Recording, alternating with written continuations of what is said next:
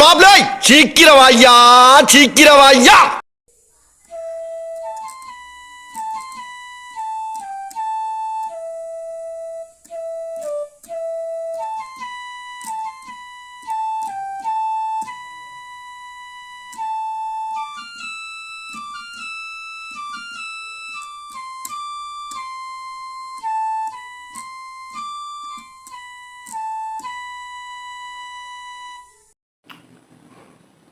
Hi hello and welcome.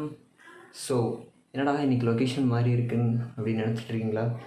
ஒன்றும் இல்லை, கொஞ்ச நேரம் சும்மா நான் அப்படி என் கீபோர்டை ப்ளே பண்ணிகிட்டு இருந்தேன். இன்றைக்கான டாபிக் ஆக்சுவலி இது ரிலேட்டடாக தான். ஸோ என்ன ஏதுன்னு சொல்லி நம்ம இடத்துல போய் பார்க்கலாம். ஸோ வாங்க. Hi hello and welcome to சாவி டெவில். இன்றைக்கி நம்ம ஒரு இன்ட்ரெஸ்டிங்கான டாப்பிக்கை பற்றி தான் நம்ம இன்றைக்கி டிஸ்கஸ் பண்ண போகிறோம். வேறு என்ன கிடையாது, மியூசிக்கை பற்றி தான் நம்ம இன்றைக்கி ஃபுல் நம்ம இன்றைக்கி பார்க்க போகிறோம். மியூசிக்கை பற்றி நான் ஃபேக்ட் அண்ட் இன்ட்ரெஸ்டிங்கான சில விஷயங்களையும் உங்கள் கூட நான் ஷேர் பண்ணிக்க போகிறேன். So don't waste our time, நம்ம உடனே நம்ம வீடியோக்குள்ளே போகலாம். ஸோ வாங்க நம்ம போய் என்னென்ன ஃபேக்ட்ஸ் இருக்குதுன்னு சொல்லி அலசி ஆராயலாம்.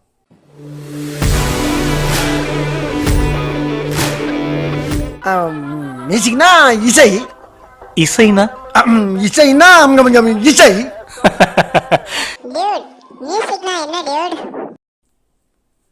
நம்ம எடிட்டர் கேட்ட கேள்வியிலேருந்தே நம்ம இந்த வீடியோ ஸ்டார்ட் பண்ணுவோம். மியூசிக்னா என்ன அப்படின்னு கேட்டார். மியூசிக்கு அப்படிங்கிறது வந்து இட்ஸ் நாட் ஆன்சரபிள் திங். அதுக்கு ஒரு கரெக்டான டெஃபினிஷனே கிடையாது. பட் என்னோட இதுபடி music is a emotion. Because நம்ம மியூசிக்கை வந்து ஒரு லவ் ஃபீலோட கேட்டால் அதுலேருந்து ஒரு லவ்வபிள் ஃபீல் கிடைக்கும். அதே மாதிரி நீங்கள் ஒரு சேட்னஸோடு இருந்தீங்கன்னா அந்த மியூசிக்லேருந்து சேட்னஸை நம்மளால் இது பண்ண முடியும். ஹாப்பி, ஆங்கர், எந்த எமோஷனாக இருந்தாலும் அந்த மியூசிக் மூலயமா நம்மளால் கன்வே பண்ண முடியும். மற்றவங்களுக்கு அதை மியூசிக் மூலயமாவே நம்ம எந்த ஃபீல், நம்ம எப்படி இருக்கோங்கிற அந்த விஷயத்த கன்வே பண்ணலாம். ஸோ என்னோட இதுபடி music is a emotional thing. Music அப்படிங்கிற ஒரு விஷயம் வந்து நம்ம கல்ச்சருக்கும் நம்ம சொசைட்டிக்கும் எவ்வளோ இம்பார்ட்டன்ஸ் அப்படின்னா, மியூசிக் வந்து ஒவ்வொரு கல்ச்சருக்கும் டிஃபர் ஆகும். லைக் நம்ம இந்தியாவிலேயே பார்த்திங்கன்னா தமிழ்நாடு ஸ்டைல் ஒரு மியூசிக்குங்கிறது வேறு, அதே மாதிரி மகாராஷ்டிரா சைட் மியூசிக்குங்கிறது வேறு, கர்நாடகா, ஆந்திரா அப்படின்னு சொல்லி நம்ம இந்தியாவுக்குள்ளேயே பல்வேறு விதமான மியூசிக் அண்ட் கல்ச்சர் இருக்குது. ஸோ அப்போ இந்த வேர்ல்டு அப்படின்னு எடுத்து பார்த்திங்கன்னா ஏகப்பட்ட music and it's a culture கொட்டி கிடக்குது. ஸோ இந்த மியூசிக் அப்படிங்கிறது இட்ஸ் அ லாட். அண்ட் இதை கற்றுக்கணும்னு நினைக்கிறவங்களுக்கும் இது நிறைய கொடுத்துக்கிட்டே தான் இருக்கும். இசை அப்படிங்கிற ஒரு விஷயம் இந்த உலகத்துக்கு எப்போ வந்தது, யாரால் வாசிக்கப்பட்டது, யாரால் சொல்லப்பட்டது அப்படின்னு கேட்டிங்கன்னா அதுக்கு சரியான பதில்கள் கிடையாது. ஏன்னா இந்த மியூசிக்குங்கிறது நம்ம மனித குல உருவாக்கும் போதுலேருந்தே இருக்குது. கரெக்டாக எக்ஸாக்டாக சொல்லணுன்னா பேலியோலித்திக் ஏஜ்லேருந்தே இந்த மியூசிக்குங்கிறது பயன்படுத்தப்பட்டுருக்கு. பேலியோலித்திக் அப்படின்னா வேற ஒன்றும் இல்லை, நம்ம கற்காலத்து தான் பேலியோலித்திக் ஏஜ் அப்படின்னு சொல்லுவாங்க. பேலியோலித்திக் ஏஜில் வாழ்ந்த அப்பொழுது மனிதர்கள் அப்போ இருந்த மிருகங்கள் மற்றும் அந்த மரத்தோட ஊட்டிலேருந்து உருவாக்கப்பட்ட இசைக்கருவிகளை இசைச்சும் அதுக்கான நடனம் ஆடியும் இருக்காங்க அப்படிங்கிற எவிடன்ஸை வந்து ஆர்கியாலஜிஸ்ட் நமக்கு நிறைய தராங்க.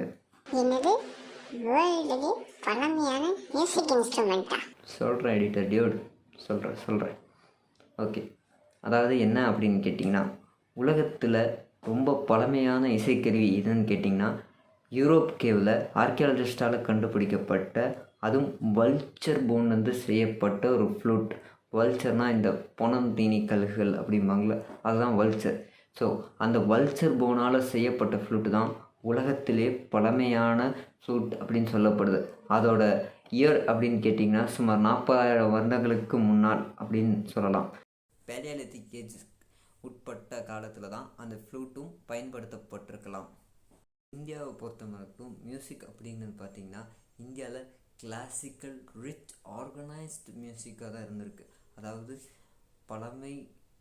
பழமையும் புதுமையும் கலந்ததாக தான் இன்னும் இருந்துகிட்ருக்கு. நம்ம இன்னும் அதை கேட்டுக்கிட்டும் இருக்கோம், ரசிச்சுக்கிட்டும் இருக்கோம். ஸோ இந்தியாவில் இருக்கிற பல மியூசிக்ஸுக்கு வந்து நம்ம ஒரு டிஃப்ரெண்டான ஒரு சவுண்ட்ஸ், ஒரு சோல் இருக்கும். ஃபார் எக்ஸாம்பிள், நான் ஆல்ரெடி சொன்ன மாதிரி ஒவ்வொரு ஸ்டேட்டுக்கும் ஒவ்வொரு மியூசிக் அப்படிங்கிறது இருக்குது. பட் பிஃபோர் அதாவது முக்காலத்தில் வந்து அந்த மியூசிக்கை வந்து வேதிக் ஸ்கிரிப்ட்ஸ்லேருந்து நம்ம முன்னோர்கள் பயன்படுத்திகிட்டு இருந்திருக்காங்க. அதுக்கான ஒரு ரிதம், அதுக்கான ஒரு ஆர்கனைஸ்டு மியூசிக்ஸ் அப்படின்னு பல விதமான அதுக்கு ஒரு உருவம் கொடுத்து நம்ம இந்தியாவில் அந்த மியூசிக்ஸை வந்து பயன்படுத்திகிட்டு இருந்திருக்காங்க. அப்போ இந்தியா எவ்வளோ பழமை வாய்ந்த மியூசிக் நம்ம உள்ள அடக்கியிருக்கோம் அப்படின்னு நிறைய பேருக்கு டவுட் இருக்கும்.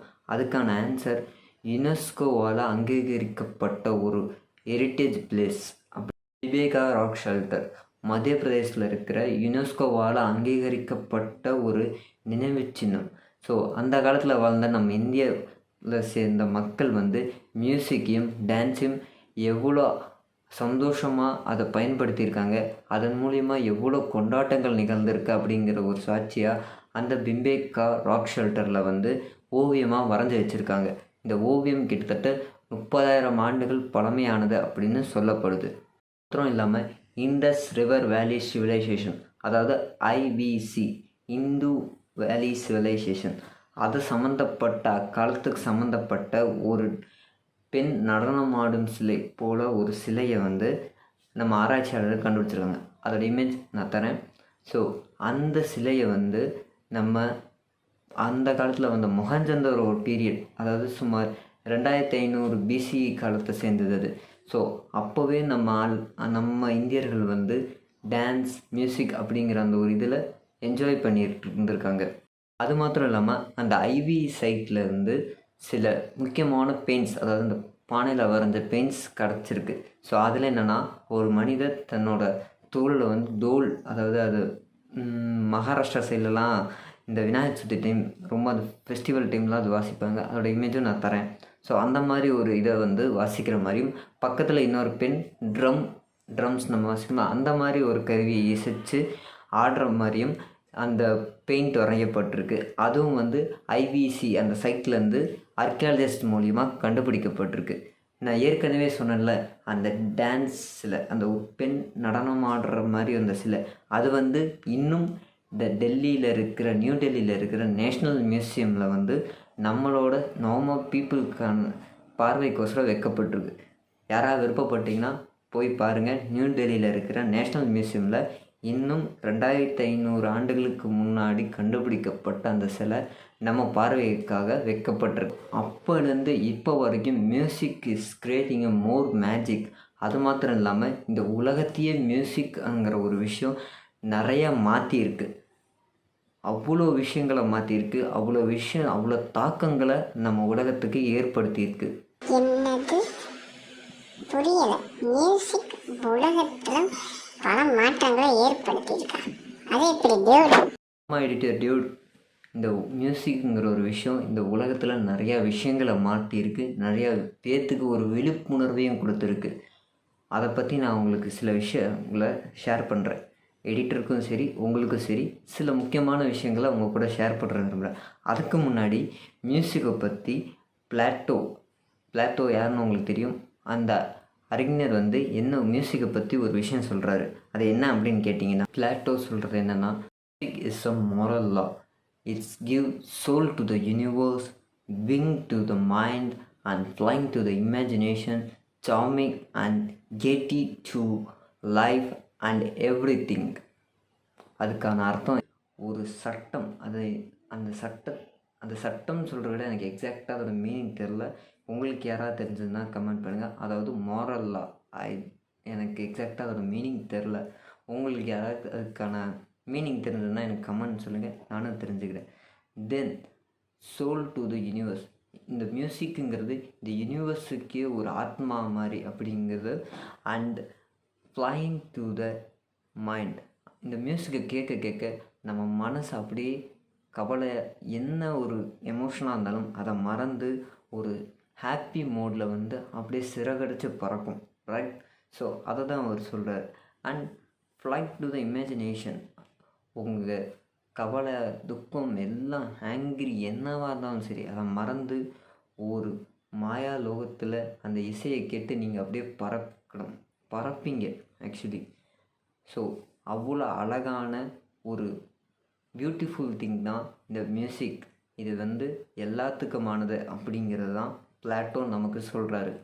இப்போ நம்ம ஒரு முக்கியமான விஷயம், அதாவது நான் ஏற்கனவே சொன்னேன், இந்த மியூசிக் அப்படிங்கிறது வந்து இந்த உலகத்தையே மாற்றிருக்குன்னு.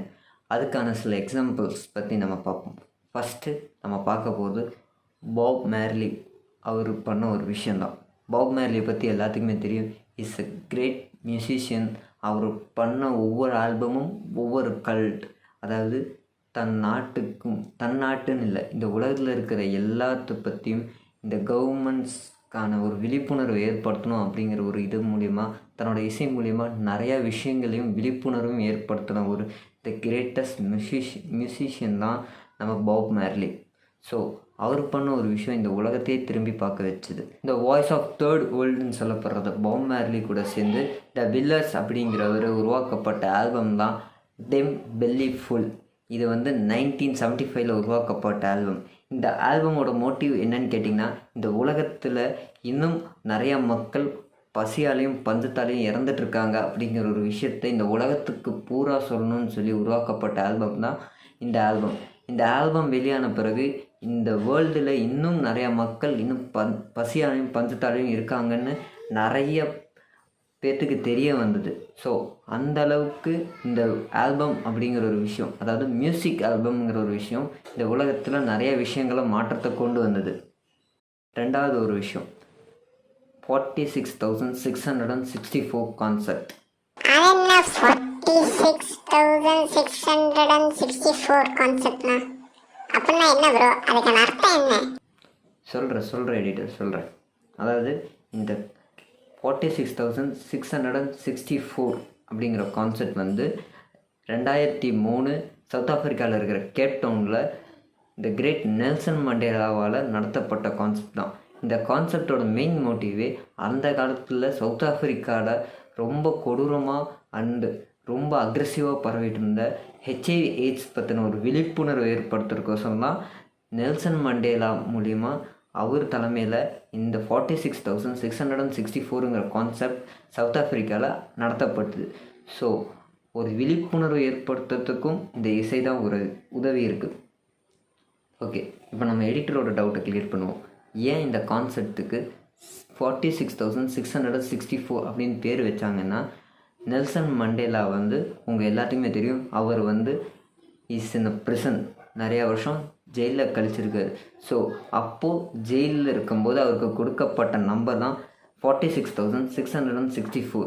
ஸோ அதை ஒரு ஞாபகார்த்தமாக ஒரு மெமரபுளாக பண்ணணுன்னு சொல்லி தான் அந்த கான்செப்ட்டுக்கு 46,664 அப்படிங்கிற பேர் வைக்கப்பட்டது.